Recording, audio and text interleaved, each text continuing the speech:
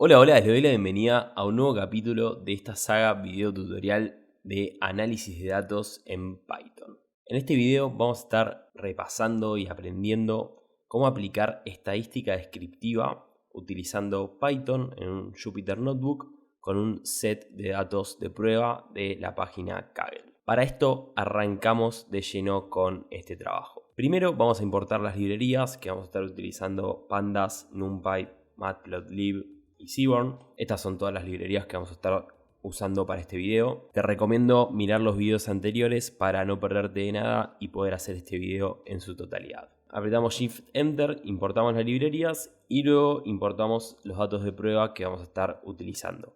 Básicamente esto es un CSV que contiene información sobre jugadores de fútbol y sus respectivas valuaciones, es decir, cuánto cuesta en el mercado el valor monetario de ese jugador de fútbol en el mercado de pases. Importamos este dataset, lo imprimimos para ver un poco de qué se trata. Básicamente tenemos la primera columna que es Player ID, la fecha, el valor de mercado en euros, el club en cuestión al que pertenece este jugador y el ID de la competición doméstica, por así decirlo, local del club en el que está jugando. Para darle un toque personal, lo primero que vamos a hacer va a ser cambiarle el nombre a esta columna que dice Market Value y lo vamos a convertir a español.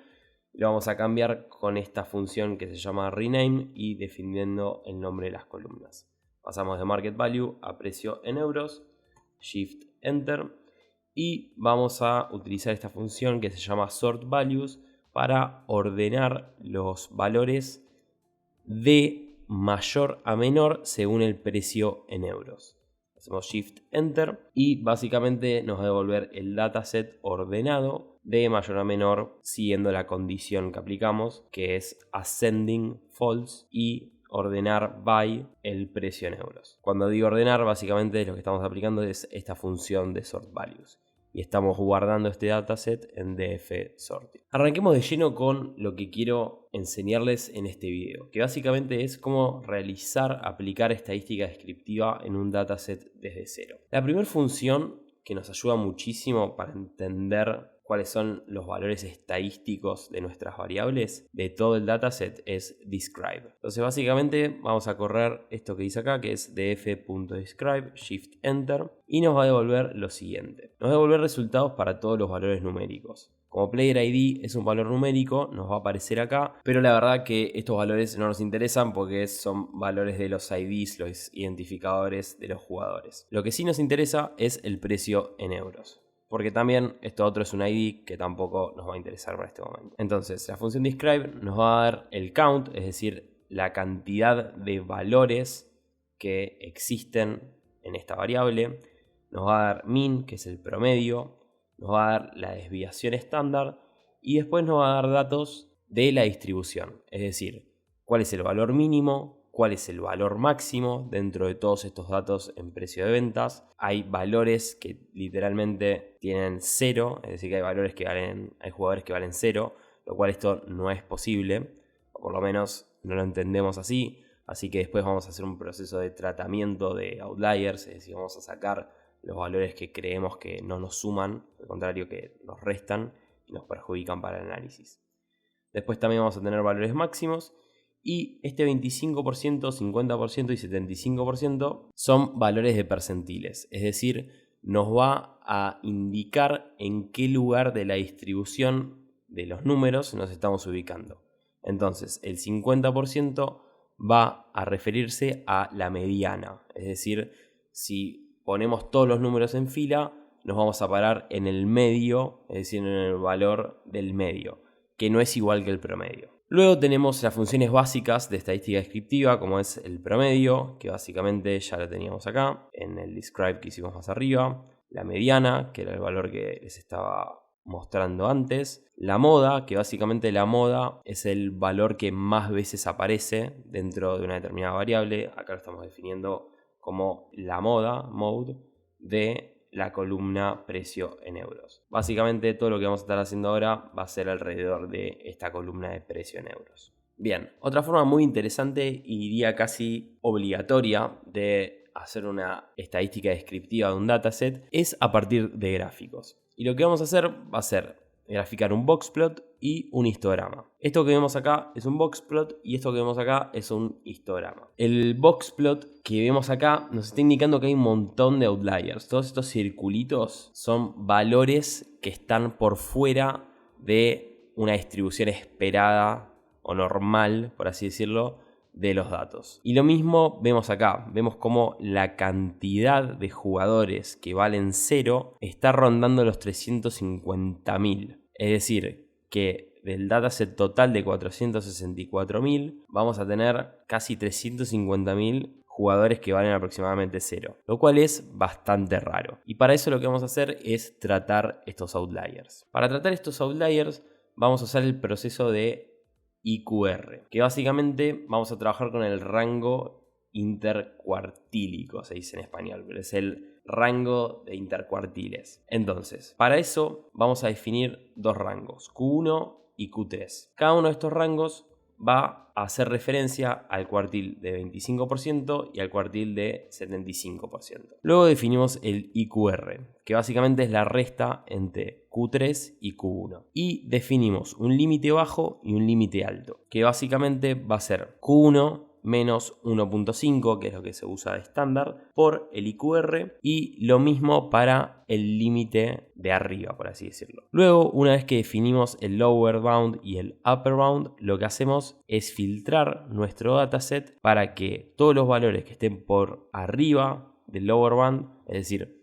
todos los valores que estén por debajo del lower bound, los vamos a eliminar, y todos los valores que estén por encima del upper bound, los vamos a también eliminar. Solo nos vamos a quedar con los valores que estén entre medio de estos dos límites que definimos acá. Vamos a correr esto, vamos a correr nuevamente los gráficos de boxplot y de distribución. Ahora vemos que ya de por sí eliminamos bastantes filas, eliminamos bastantes jugadores. De 464.000 nos movimos a 396.000 y vemos que ya el gráfico de boxplot empieza a tomar otro color. Ya podemos ver esta línea que está acá, coloreada, medio colorada, que es la mediana, que justamente si recordamos el valor del percentil 50, que a su vez es la mediana, vemos que está en 50.000. Y ahora ya lo empezamos a ver más visualmente. Esta parte que está acá es el percentil 75, esto que está acá abajo es el percentil 25, todo lo que está en el medio, acá adentro, es el IQR, porque básicamente, como mostramos acá arriba, lo que se define como IQR es Q3 menos Q1, que es todo lo que está acá en el medio. Estos valores que están acá en las puntas, es decir, de estos bigotes, van a ser el máximo y el mínimo. Todo lo que representan estos circulitos son los outliers dentro de nuestro dataset. Algo importante a notar acá es que cuando hablamos de máximo en un boxplot,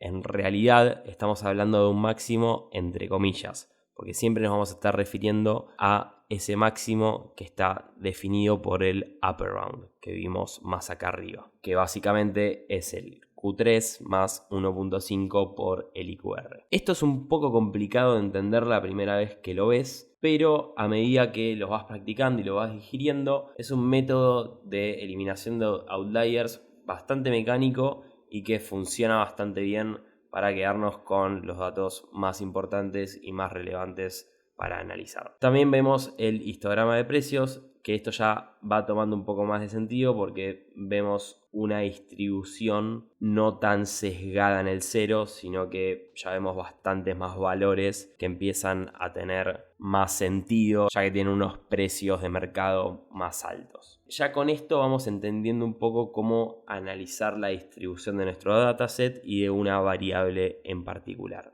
Para avanzar, ahora nos vamos a enfocar en las medidas de dispersión. Una medida de dispersión muy común es el rango, que está definido por la diferencia entre el máximo y el mínimo. Si corremos esto y también imprimimos el rango, vamos a ver que está definido por 3.400.000. Entonces, este 3.400.000 básicamente es el rango de valores que vamos a encontrar en nuestra variable precio en euros. Esto es una medida de dispersión. Después hay dos medidas estadísticas que son muy importantes a la hora de entender También un poco la distribución, pero más que nada la dispersión de una variable en particular, que son la varianza y la desviación estándar. La varianza es una medida de dispersión que básicamente indica cuánto se alejan los valores individuales, es decir, cada uno de estos valores de precio en euros, en este caso, del valor promedio del conjunto. Entonces, si los datos están muy dispersos, la varianza claramente va a ser más alta. Si están muy agrupados alrededor de la media, es decir, el promedio, la varianza será más baja. En este caso, cuando corremos la función de varianza, vemos que nos da un número altísimo, lo cual tiene sentido por justamente la alta varianza que existe en los precios en euros de estos jugadores, por lo menos que vemos en esta variable en este dataset. Entonces la varianza es un dato muy importante para entender la dispersión. Ahora, cuando hablamos de desviación estándar, es básicamente la raíz cuadrada de la varianza, que nos va a proporcionar una medida de dispersión en la misma escala que los datos originales. Pero también básicamente su función es indicar un poco la dispersión de los datos en cuestión. Ahora vamos a avanzar a otra medida estadística que se llama correlación. Básicamente la correlación nos va a indicar la relación que existe y la dependencia que existe entre dos variables. Si la correlación es cercana a 1, significa que hay una correlación alta y es positiva. Es decir, que cuando aumenta una, va a aumentar la otra.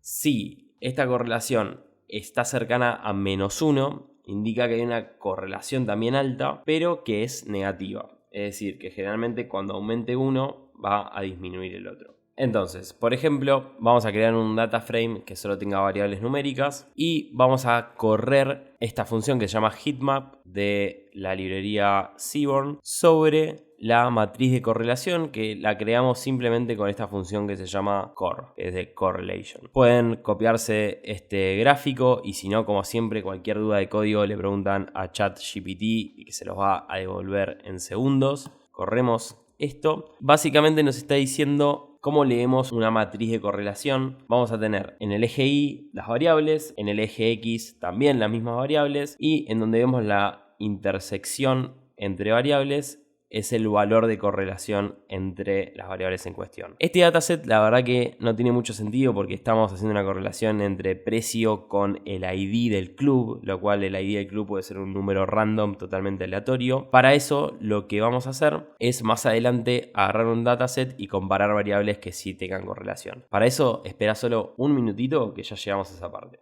Antes de llegar a esa matriz de correlación, me gustaría mostrarles lo que es un diagrama de dispersión. También lo hacemos con Seaborn, utilizando esta función que es scatterplot. Básicamente es mostrar en un gráfico cómo se relacionan dos variables. Entonces, acá abajo tenemos precio en euros, acá arriba tenemos club ID y cada punto va a representar la relación entre estas dos variables. Esto no tiene mucho sentido de vuelta porque estamos usando precio con ID. Pero ahora vamos a agarrar un dataset en donde todo esto sí va a cobrar sentido. Este dataset que vamos a usar tiene información de casas de un vecindario en Estados Unidos. Acá les dejo el link. Siempre que les comparta un dataset, todo este código va a estar cargado en GitHub. Lo van a poder descargar de ahí. Y dentro de estos Jupyter Notebook van a encontrar los links a los datasets originales para que puedan practicar, y también les voy a subir los datasets en GitHub para que puedan hacer todo directo desde Git, descargándose o clonando el repositorio. Entonces, volviendo al ejercicio, vamos a importar el dataset de casas,